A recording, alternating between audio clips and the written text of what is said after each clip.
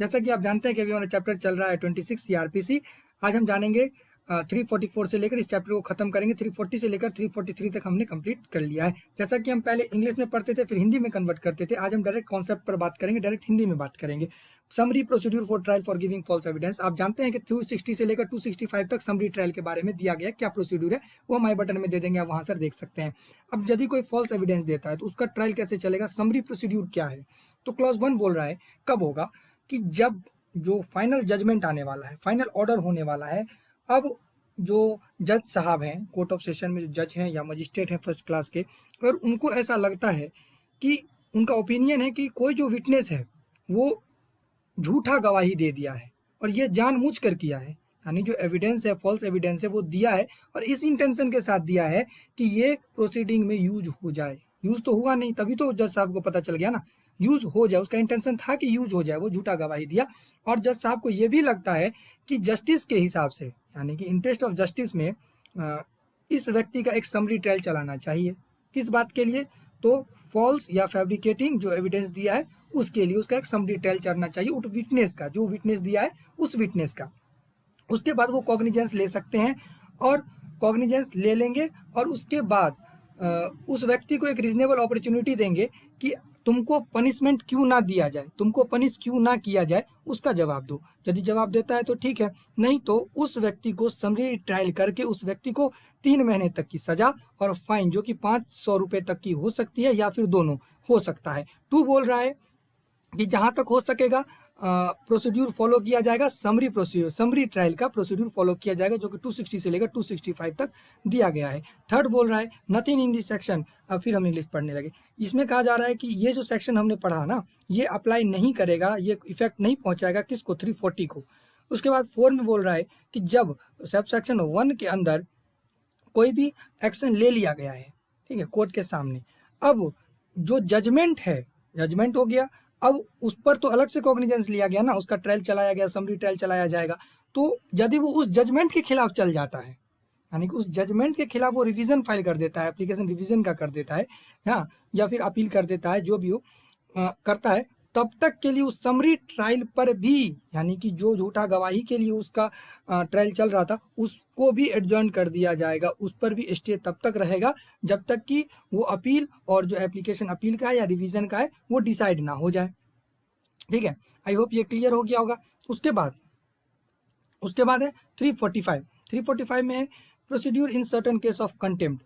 इसमें कहा जा रहा है कि जो 175, 178, 179, 182, 28 इंडियन पैनल कोड का है, अगर किया गया है सिविल में, क्रिमिनल में या रिवेन्यू कोर्ट में, तो वो जो कोर्ट है वो उस व्यक्ति को उसी समय, उसी दिन जेल में रख सकती है, उसी दिन कॉग्निजेंस लेगी। ठीक है, लेकिन याद रखिए कि यहाँ पर सेक्शन मेंशन कर दिया है, इसके अलावा और कोई भी सेक्शन यहाँ पर अप्लाई नहीं होगा। 175, 178, 179, 180, 228 ही इंडियन पैनल कोड का, बस इसी सेक्शन के बारे में ये सेक्शन बात कर रहा है।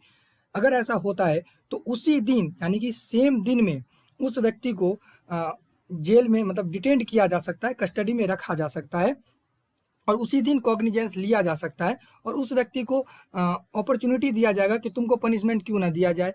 अगर पनिशमेंट क्यों ना दिया जाए, यदि वो जवाब देता है और सेटिस्फाइड होते हैं तो सही है, नहीं तो क्या उस व्यक्ति को क्या होगा कि 200 रुपये तक का फाइन हो सकता है, मतलब सिर्फ फाइन हो सकता है।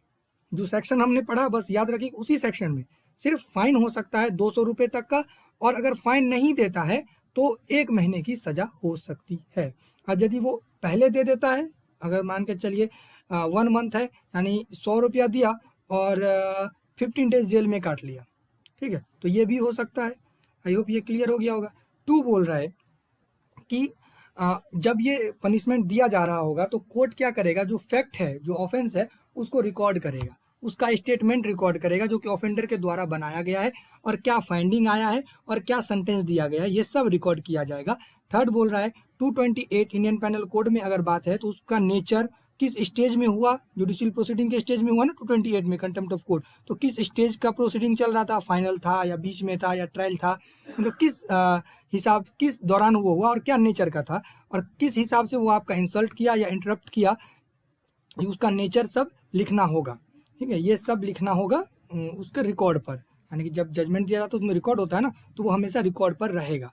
346 procedure where court consider that case should not be dealt with under section 345। इसमें कहा जा रहा है क्लॉज 1 में कि जब कोर्ट को ऐसा लगता है कि जो एक्यूज्ड है उसको 345 के हिसाब से सजा देना ठीक नहीं है, यानी कि उसका जो सजा है वो उससे ज़्यादा होना चाहिए था, ठीक है, तो या तो जो उसका फाइन है वो ज़्यादा होना चाहिए था, 200 से ज़्यादा का फाइन होना चाहिए था, तब कोर्ट क्या कर सकता है, उसको 345 के अंदर डिस्पोज नहीं करेगा और उसका जो फैक्ट है, जो ऑफेंस का जो स्टेटमेंट है एक्यूज्ड का, वो सब लिख लेगा और फॉरवर्ड कर देगा दूसरे मजिस्ट्रेट को।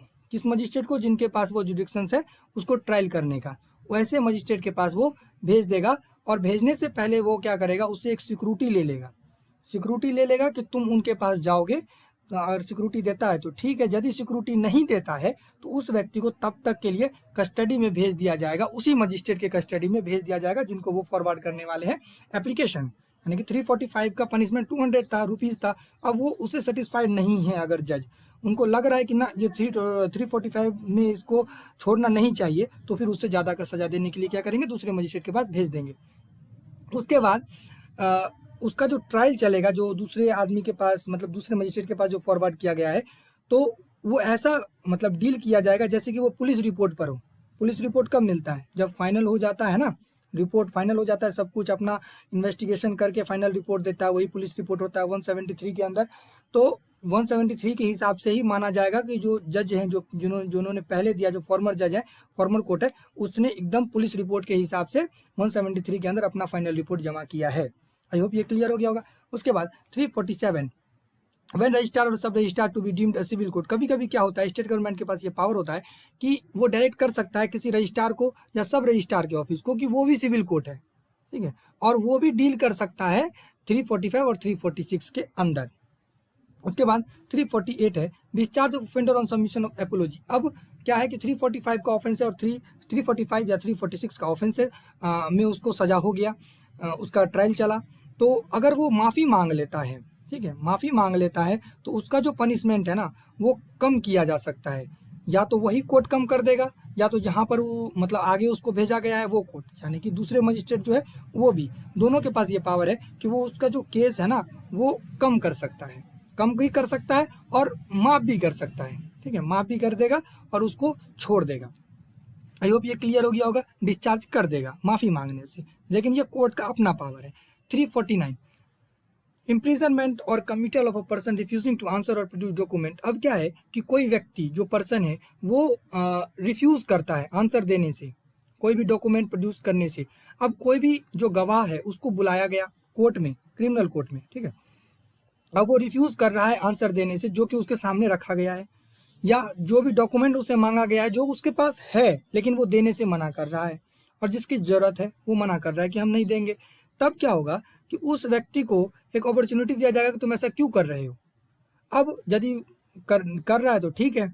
उसके बाद क्या होगा कि उस एक्यूज़ को, अब वो एक्यूज़ हो गया, जो रिफ्यूज़ल कर रहा है वो अब एक्यूज़ में बदल गया, तो उस एक्यूज़ को क्या कर सकता है कोर्ट, एक रिकॉर्ड राइटिंग में लिखेगा, कोर्ट राइटिंग करेगा, एक क्या रीज़न है, उसके बाद उसको सिंपल इम्प्रिजनमेंट के लिए भेज देगा, किसके पास, कस्टडी में भेज देगा, officer of the court, court के ऑफिसर के पास भेज देगा, लेकिन 7 दिन से ज़्यादा का नहीं होगा, ठीक है, 7 दिन तक के लिए वो चाहे तो जेल में भेज सकता है, unless in the mean time. अब फिर हम इंग्लिश पढ़ने लगते हैं, सॉरी फॉर दैट। इसमें है क्या कि अब यदि उसका कंसेंट है कि वो आंसर देना चाहता है, ठीक है, अब सॉरी, अगर बीच में वो आंसर तब भी नहीं दिया, यानी 7 दिन रह गया फिर भी वो आंसर नहीं दिया, फिर भी रिफ्यूज़ कर दिया कि हम देंगे ही नहीं। अब ऐसा तो नहीं है कि 7 दिन आया और फिर 7 दिन के बाद उसको छोड़ दिया जाए, ये तो रूल नहीं है, ऐसा तो लॉ नहीं होना चाहिए। तब क्या होगा, यदि उस 7 दिन के बाद भी अगर वो जवाब नहीं देता है, मतलब अपने बात पर अड़ा रहता है कि हम नहीं देंगे, तो 345 346 के अनुसार कंटेम्प्ट ऑफ कोर्ट के हिसाब से उसका प्रोसीड्यूर चलेगा। फिर उसको 3 महीने तक की सजा हो सकती है, फाइन भी लग सकता है, या फिर आगे वाले मजिस्ट्रेट को जो भी होगा वो लग सकता है। अब 350 में है summary procedure for punishment for non attendance by a witness in obedience to summon. अब है इसमें क्या बोल रहा है कि अब कोई व्यक्ति को समन किया गया, ठीक है, समरी प्रोसीड्यूर में, ये ध्यान रखना है, समरी प्रोसीड्यूर में समन किया गया किसी व्यक्ति को, अगर वो नहीं आता है, नहीं मानता है, जो उसको आना चाहिए था उस टाइम और प्लेस पर वो नहीं आता है, तो फिर क्या कर सकता है, और उसको लगता है कोर्ट को कि ये इंटरेस्ट ऑफ जस्टिस में इस व्यक्ति का एक फिर से समरी ट्रायल चला देना चाहिए, तो वो क्या कर सकता है कि इसका समरी ट्रायल चला सकता है और उस व्यक्ति को फाइन कर सकता है 100 रुपये के लिए। अब एक चीज़ यहाँ पर ध्यान देने वाली बात है कि ये समरी प्रोसीड्यूर हमने इसीलिए कहा था कि उसके दौरान अगर किसी को समन करता है तब का बात है कि 100 रुपया फाइन लेगा। नहीं तो क्या होता है कि अगर आप ऐसे आपको जनरली समन दिया गया है, ठीक है, और आप नहीं आते हैं कोर्ट में, अगर आप नहीं जाते हैं कोर्ट में तो समन वारंट में बदल जाएगा। यानी कि CRPC 87 के अनुसार यदि आपको समन पर आप नहीं आते हैं तो वो वारंट में बदल जाएगा, आपको अरेस्ट करके लाया जाएगा, ठीक है, अरेस्ट करके लाया जाएगा। और उसके बाद एक और चीज़ है, वो कौन सा है, 171 CRPC में है कि आपको तब तक जेल में रखा जा सकता है जब तक कि वो केस खत्म ना हो जाए, चाहे आप विटनेस हो, चाहे आप कोई भी हो, चाहे आप कंप्लेनेंट हो, चाहे आप विटनेस हो, ठीक है। तो इस चीज़ को अपने दिमाग में रखिएगा कि आपके पास समन जाए तो आप ये ना सोचें कि 100 रुपया दे के बच जाएंगे, नहीं जाएंगे 100 रुपया दे देंगे, ठीक है। तो ये सिर्फ समरी प्रोसीड्यूर का बात हो रहा है, समरी प्रोसीड्यूर में समन, ठीक है। जनरली समन अगर आपको जाता है तो आपको जाना चाहिए, अगर आप नहीं जाते हैं तो आपके खिलाफ वारंट इशू हो जाएगा, आपको पुलिस अरेस्ट भी करेगा, और अगर कोर्ट चाहे तो 171 के अंदर, ठीक है, आपको रख भी लेगा तब तक के लिए जब तक कि वो केस खत्म ना हो जाए, तब तक जेल में रहिए। और in every such case the court शैल, अब 2 बोल रहा है कि फिर वही बात कि 260 से लेकर 265 तक समरी ट्रायल का जो रूल है उसको फॉलो किया जाए। 351 बोल रहा है appeal from conviction under section 344, 345, 349, 350। इसमें कहा जा रहा है कि अपील, अब आपको 344, 345, 349, 350 के अंदर कन्विक्शन हो गया तो आप अपील कर सकते हैं। जनरली आप अपील कर ही सकते हैं, ठीक है। इस देखिए 344, 345, 349, 350 का फुल स्टॉप लगा हुआ है, ठीक है। तो बस इसी सेक्शंस का बात कर रहा है कि अगर इसमें अगर आपको सजा होता है तब आप अपील कर सकते हैं इस चैप्टर के अनुसार। तो जैसे कि और कहाँ अपील कर सकते हैं ये इसके बारे में मेनली डील कर रहा है। जहाँ भी ऑर्डिनरी, मतलब ऑर्डिनरी कहाँ पर अपील करते हैं हम, हाई कोर्ट में करते हैं, हाई कोर्ट सॉरी मतलब हायर कोर्ट में करते हैं, जो भी उससे बड़ा कोर्ट है उसमें हम अपील करते हैं। तो यही बात वो भी बोल रहा है। अब 2 बोल रहा है कि जो हायर कोर्ट होगा ना, जो यहाँ पर अपील किया जाता है और जहाँ पर किया गया है, वो चाहे तो जो जजमेंट है उसको बदल सकता है, जो ऑर्डर है उसको बदल सकता है या फिर उसको रिड्यूस कर सकता है। मान के चलिए 2 महीने का सजा है तो उसको 15 दिन कर सकता है, अगर 500 रुपया का फाइन है तो उसको 100 रुपया कर सकता है। ये जो हायर कोर्ट है उसके पास ये पावर है। 3rd बोल रहा है कि अब स्मॉल कॉज जो कोर्ट है अगर वो किसी को कर दिया है, मतलब पनिशमेंट दिया है या फाइन दिया या फिर इम्प्रिजनमेंट किया, जो भी किया, तो वो कोर्ट ऑफ सेशन में अपील होगा जिसके अंदर वो सिचुएटेड है। और 4 में बोल रहा है कि रजिस्ट्रार, जैसे कि हमने पढ़ा था कि रजिस्ट्रार और सब रजिस्ट्रार को भी सिविल कोर्ट मान लिया जाता है, 347 के अंदर दिया गया है ना, अगर मान लिया जाता तो उसका भी कोर्ट ऑफ सेशन या उसके डिवीजन या सेशन डिवीजन में ही उसका अपील हो जाएगा, जिसके अंदर में वो रजिस्ट्रार या सब रजिस्ट्रार मतलब अंदर में है, यानी कि उसके अंदर में उसके अधिकार क्षेत्र में आता है, तो उस समय में कोर्ट ऑफ सेशन के पास अपील किया जाएगा। आई होप ये क्लियर हो गया होगा। उसके बाद 352 बोल रहा है सर्टन जज and magistrate not to try certain offence when committed before themself. अब इसमें कहा जा रहा है कि कुछ जज, ठीक है, और मजिस्ट्रेट जो उनके सामने अगर कोई ऑफेंस हुआ है तो वो ट्रायल नहीं कर सकते हैं। सिर्फ 344, 345, 349, 350, ठीक है, बस इसको छोड़कर बाकी जो किया गया ऑफेंस है, ठीक है, अदर देन अ जज ऑफ हाई कोर्ट के जज को छोड़कर बाकी जो जज है वो इस 44, 344, 345, 349, 350 इसको छोड़कर बाकी खुद के सामने जो उनका ऑफेंस हुआ ना उसको वो ट्रायल नहीं कर सकते। आई होप ये क्लियर हो गया होगा। यानी कि 195 के अंदर जो ऑफेंस हुआ वो 340 के हिसाब से चलेगा, ठीक है, 340 के हिसाब से चलेगा। वो सरकारी जज के खिलाफ या सरकारी आदमी के खिलाफ अगर उसके कोर्ट में कोई ऑफेंस होता है तो वो 195 का मैटर है, वो 340 में चलेगा। लेकिन 344, 345, 349, 350 जो है इसको छोड़कर बाकी कोई भी जज अपने ही कोर्ट में अगर ऑफेंस हुआ, उनके कोर्ट में ऑफेंस हुआ, तो वो संज्ञान नहीं ले सकते हैं। आई होप ये क्लियर हो गया होगा। वो क्या करेंगे, वो आगे ही भेज देंगे उसको, यानी दूसरे ही मजिस्ट्रेट के पास वो जाएगा, वो खुद से कॉग्निजेंस नहीं ले सकते, खुद से उसको पनिशमेंट नहीं कर सकते। हो सकता है कि जिसके सामने, ये तो बायस हो जाएगा, नेचुरल जस्टिस के खिलाफ हो जाएगा। आई होप ये क्लियर हो गया होगा। इसके बाद ये चैप्टर यहीं पर समाप्त होता है। नेक्स्ट हम पढ़ेंगे जजमेंट। और आज के लिए यहीं, जय हिंद।